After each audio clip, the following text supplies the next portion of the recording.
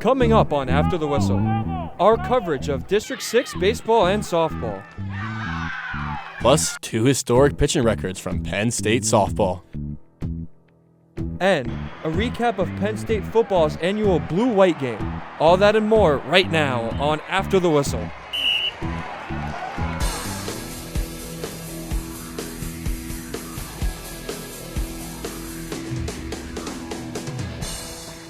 Welcome to After Whistle, everybody. I'm Joe Callahan Jr. And I'm Jason O'Connell. As we near the end of our spring high school sports coverage, the action around District 6 has shown no signs of slowing down. Let's start on the diamond, where the State College Little Lions host the Central Dauphin Rams. Tied up in the top of the fifth, Central is at the plate with State High pitcher Jack Messina, who's warming up on the mound.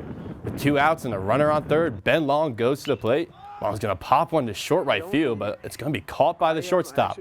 And State High is going to get out of that jam with no runs across. Then we go to Alex Yaris at the plate for Central in the top of the sixth. He takes a hack and sends a line drive for left field. And Central is going to look to get more runs on the board with Tyson Grill as he connects a single and moves Yaris over to third, who is now in scoring position with runners on the corners for the Rams as they're looking to threaten the Little Lions. Nate Payne now smacks one down the third base line, and Grill advances to third, and the runner's going to come home to score. With the Rams taking a 2-1 lead over the Little Lions in the top of the sixth. Messina's going to ground out for the final out for the Nittany Lions, making it a final score of 2-1 as Central Dauphin defeats State High in 7 innings to make it a quick bout on Tuesday. State College will head to Altoona on Thursday, while Central will host Wilson. We head on over to Bellefonte, where the Raiders await the visiting Phillipsburg Osceola Mountaineers. As we showed you last week, Bellefonte's new field, and on this game, Trevor Johnson will be taking the mound for the Raiders, and Denny Prestash will be on the bump for the Mountaineers. In the top of the first, runner on first, TJ Wildman grounds one right to Tristan Heckman for an easy 6-4-3 double play, keeping that nodding at 0.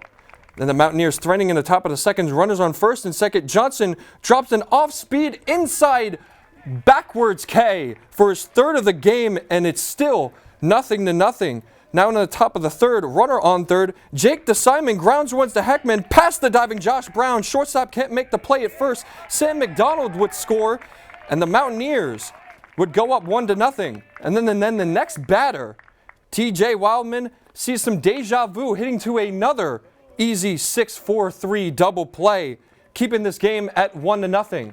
But the Red Raiders could only play defense as the offense was mostly dormant, dropping this one 4-2. They have lost 3 of their last 4 games since the reopening of their home field.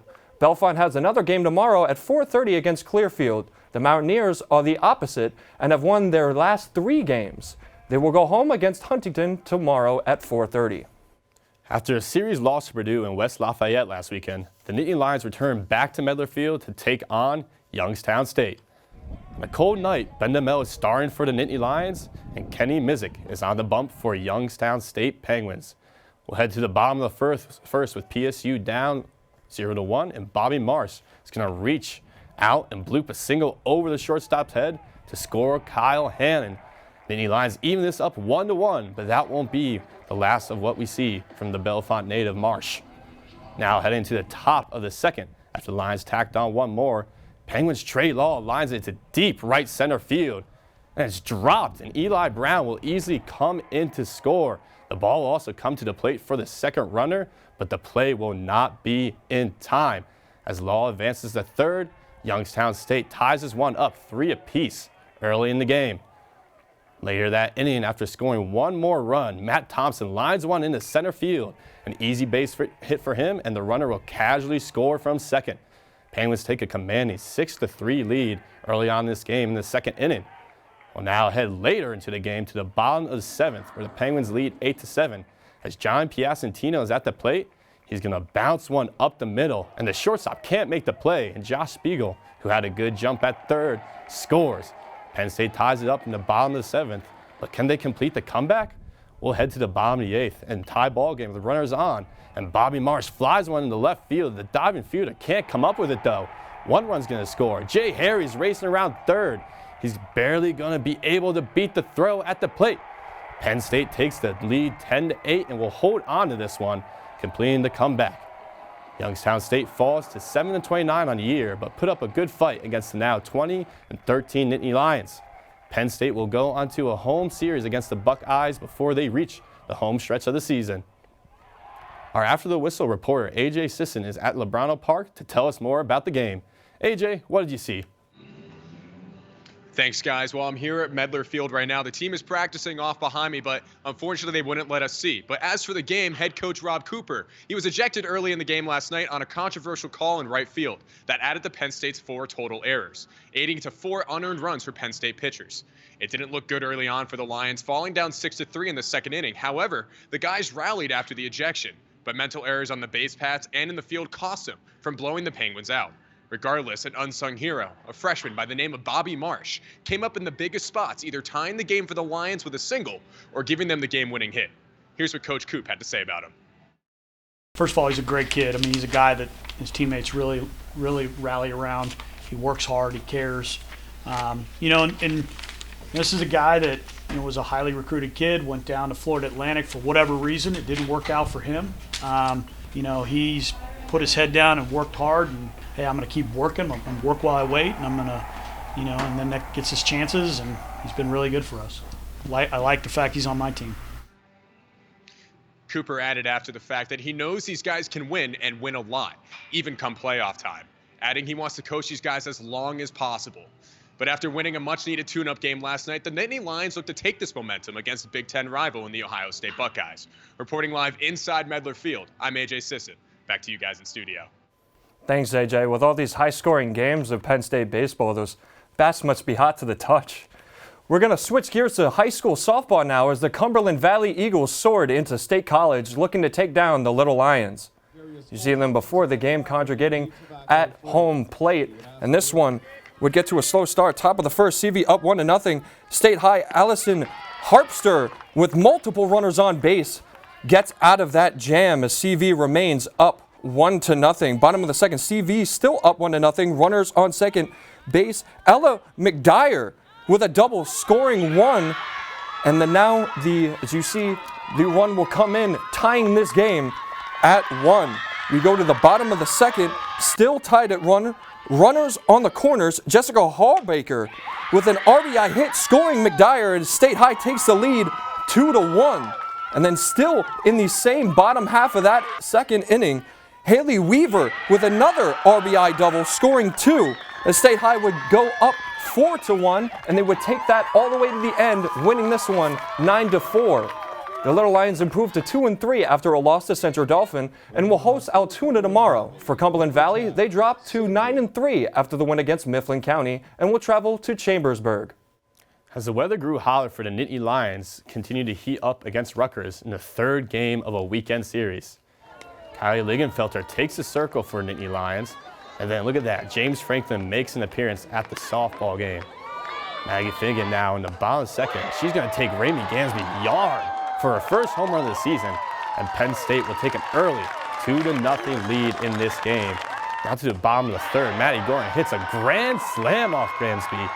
First Nittany Lion grand slam in 4 years, and Penn State takes a commanding 6-0 lead. Now head to the top of the fourth as Rutgers will try to get some action going. And they will get on the board when Morgan Smith singles up the gap to bring Kylie Sand in for the Scarlet Knights. Rutgers gets on the board, making the score 6-1. Later in that inning, Taylor Fawcett bloops one in the center field to bring home Lulia Roscoe. Rutgers shortens the lead now 6-3. But Penn State would go on to win 8-3 and sweep the Rutgers series. Our reporter on that game, Allie Wenskowski, was at that matchup. Allie, talk to us about that one. Thanks, guys. The Nittany Lions were coming off of a cold 5-game losing streak. They have struggled when facing conference opponents, but their pitching seemed to come alive this past weekend. Let's take a look. Penn State swept their series this weekend against Rutgers. In fact, the Nittany Lions kept the Scarlet Knights shut out the entire first 2 games. Rutgers wasn't able to score a run until the top of the fourth on Sunday. Stellar pitching in back-to-back games gave Penn State 2 straight shutouts, but it was their offense that came alive in the third, highlighted by a grand slam by Maddie Gordon. This was Penn State's first grand slam in 4 years. It was also Gordon's second career home run ever, as well as her second of the weekend. Another Nittany Lion first came from Maggie Finnegan. She hit a home run in the bottom of the second in Sunday's game, which was her first long ball of the season. Head coach Clarissa Crowell was impressed with how hard her team fought this season. Honestly, really nothing different. I think our kids just do a really good job of just staying the course, and it comes down to being tough, being gritty, and believing that you can win, and our kids believe that, right? So just a great weekend. Finnegan noted that their hitting was contagious and that every win is a team effort.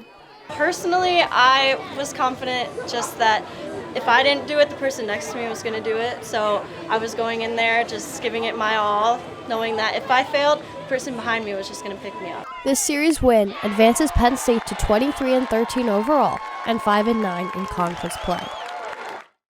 Penn State will travel for a series at Maryland this weekend, and as long as their pitching is as good as their bats, the Nittany Lions should have no problem taking on more Big Ten opponents. Back to you, Joe. Thank you, Allie. But Penn State softball's week wasn't done yet, as the Bucknell Bison softball team headed into State College yesterday to face off against Penn State with a historic record at stake. And the new Nittany Lion was there in attendance to witness the greatness. Trying to slam Partial, delivering the 0-2 pitch. That was swung on strike 3, and there's the record. That's right. In the top of the first, no score, Bailey Partial breaks the strikeout record with strikeout number 746 as the game will remain scoreless. Getting ready to the rest of the game, bottom of the first, Maddie Gorgon beats the ground out first. Melody Coombs scores. Penn State takes a 1-0 lead. Bottom of the third, PSU up 2-0. Lexi Black has a 3-run home run, and Penn State adds to the lead, now up 5-0. Now, still in the bottom of the third, Michelle Leone gets in on the action with a 2-1 home run of her own as Penn State increases the lead to 7-0. And then in the bottom of the fourth, Maddie Gorgon with her third home run in as many games, as now Penn State would be up 9-0, and they would take it out to win it at that score.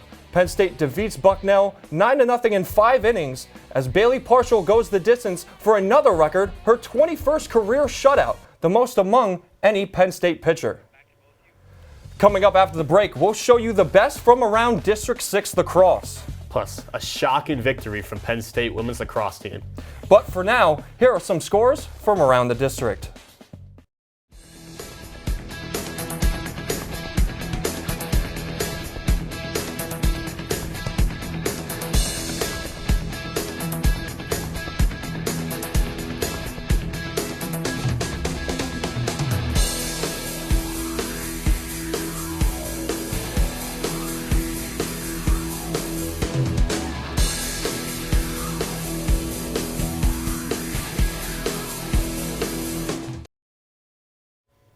Welcome back to After the Whistle, brought to you by Com Radio, the Center County Report, and Penn State's chapter of Awesome. It was a busy week for State High's athletic teams as we pick up with boys lacrosse teams playing host to Cedar Cliff. Cedar Cliff made a long trek to visit the State High Little Lions for this lacrosse matchup. State High had an absolute dominant first half, leading by a score of 14-0 at the break. After State College gathers this turnover right here, the Little Lions open up the scoring in the second half off an aggressive attack that extends the lead to 15. Cedar Cliff was able to get on the board earlier on the third as Daniel Schrader dumps one into Jameson Walters, who finds the back of the net for the Colts' first goal. State High on the attack, and David Young tosses a pass to Connor, who rips it into the net. Celebrates a little bit too hard after the teammate just bumped from him. State High is now looking to add on to their lead as Matthew Wyanet hits the goal scorer perfectly in stride, who scores the easy goal, making it 17-1. In the fourth quarter, Cedar Cliff Walters gets the pass to defeat Declan Robinson, who uses his stick to slap the ball into the net. The teams wrap up this one, and State High wins by a final score of 17-3. Cedar Cliff falls to 1-8 on the season, while State High improves to 7-1 and will travel south for a matchup to CD East this Thursday. The number 10 ranked Maryland Terrapins traveled into Happy Valley to face the number 17 Nittany Lions. And it was Pups at Panzers night, but they wouldn't be the only dogs in that stadium as things didn't start hot for the blue and white as Corey Edmondson starts off the scoring for Maryland from the free position. Starts it off. Penn State now down 2-1 with 8 minutes left in the second quarter. Megan Murray scores of her own, and now it's tied at 2. Penn State now up 3-2 with 6 minutes left. Kristen O'Neill does it herself for the 44th goal of the season. Penn State caps off a 4-goal run. Maryland looking to respond now. Libby May scores to get Maryland on the board and cuts Penn State's lead in half. Then with less than a minute to go in the third, Penn State up 6-5. Emma Kelly scores through traffic. And then again, 12 minutes to go in the fourth quarter, PSU up 8-5. Kelly again gets her 4th goal of the game, and Penn State leads 9-5 and would go on to win 12-7. And they're running out the hats on the hat rack as Brooke Haas would join Murray and Kelly in each earning hat tricks. Penn State would pick up a big win in its last home game of the season, and they'll have another tough test ahead facing 22nd ranked Johns Hopkins on Saturday. Our Logan Barandis was there for all the late night action, and Logan, it was a complete game on both sides of the ball. That's right, Joe, and it was a big win to keep pace with some of the other top teams in the Big Ten. Take a look. The Dogs showed out for Pups at Panzer Night, 23 to be exact. But those weren't the only Dogs who showed out under the lights.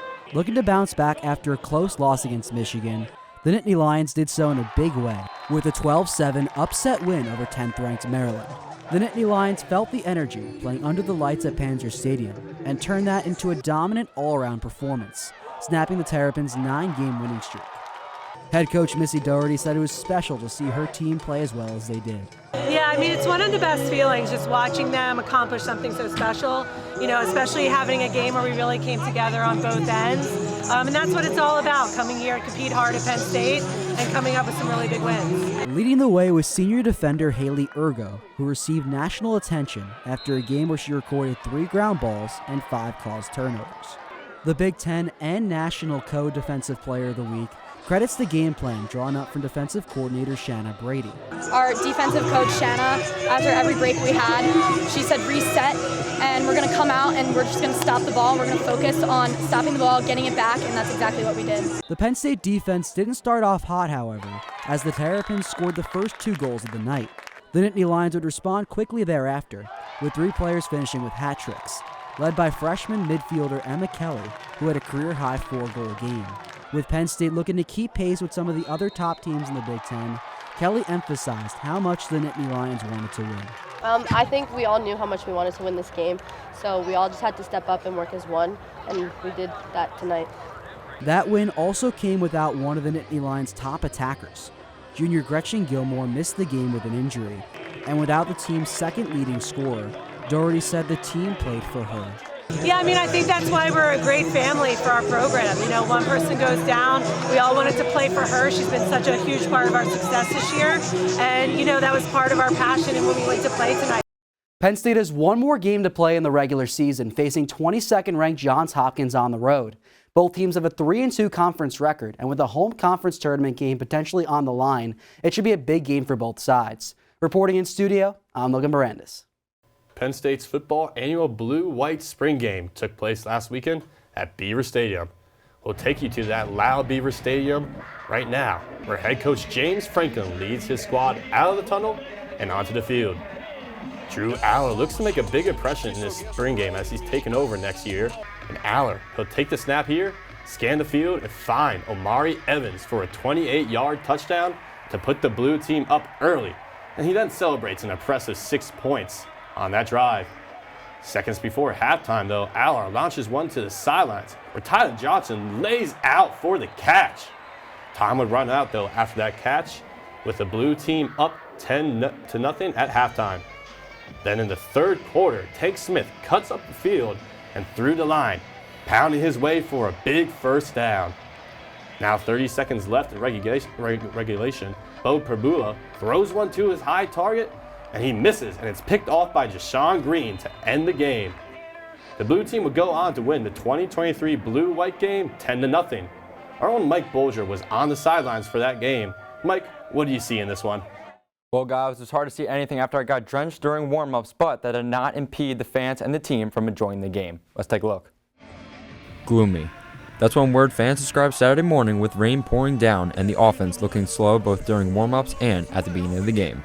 However, with April showers brings May flowers, and as the rain subsided, the blue team's offense began to bloom with young players stepping up with Drew Aller at the helm. To see some young guys step up I thought Omari really stepped up, and we need a third wideout to step up. So that was exciting to see him make some plays out there. I thought, Caden Saunders did some things, and Ivy did some things, Malik McClain did some things, so we need that. Not only did new players make their mark, but returning players too. Players that raised their voices in the locker room with the departure of multiple captains that led this team to greatness in the past. Instead of there being 4 to 6 really strong voices in the locker room, there may be 12 to 16 that aren't as strong as those 4 to 6, but still has the same impact kind of spread out. We did name 3 captains today. Keaton Ellis on defense, Olu Fashanu on offense, and Dom on special teams. With spring practices over, Franklin says his evaluations now begin. I'll meet with every single one of those players, review the document from the strength staff, review a document from the academic staff, the training staff, their position coach, so they understand kind of holistically where they're at, and then I give them specific feedback as well. There's a ton of information that we're able to get that is a part of my evaluation process, not just for the players, but for the staff. With the conclusion of the 2023 Blue and White game, the team will now take a break until July, when they will begin to prepare to host West Virginia on September 2nd in front of their home crowd for the season opener. The Nittany Lions will not play until September, but they gave their fans plenty to think about over the summer. Reporting for After the Whistle, I'm Mike Bolger. Well, I tell you what, Jason, Penn State fans got a great look at what their team's going to look like after their long break, especially who's under center. That'll do it for our coverage of this week's show. Tune in next week for more District 6 sports and Penn State athletics. For more updates about our show's time and our coverage of games, follow us on Twitter and Instagram at ATWPSU. We'll see you next week here on After the Whistle.